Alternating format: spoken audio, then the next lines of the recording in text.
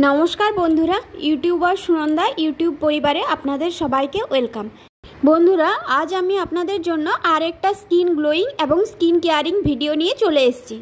बंधुरा आज आमी आपनादेर संगे शेयर करब खूब सहज पद्धतिते एबं घरोया उपाये किभाबे स्किनेर उज्ज्वलता बृद्धि करबेन एबं स्किनेर मध्य पड़े जाওয়া टैन दूर करबेन। तो बंधुरा एर जोन्नो आमादेर लागबे किछुटा बेसन और एक कफिर पैकेट। एखाने आमी 10 टाका दामेर एक कफिर पैकेट यूज करेछि।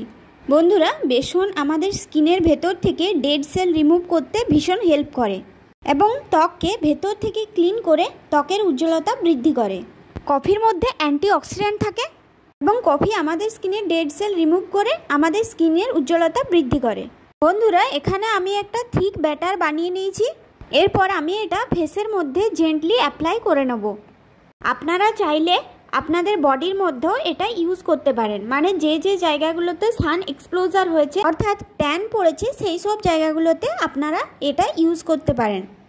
এটা 10 থেকে 15 মিনিট স্কিনের মধ্যে রাখার পর আমি স্কিনটা ভালোভাবে পরিষ্কার করে নিয়েছি।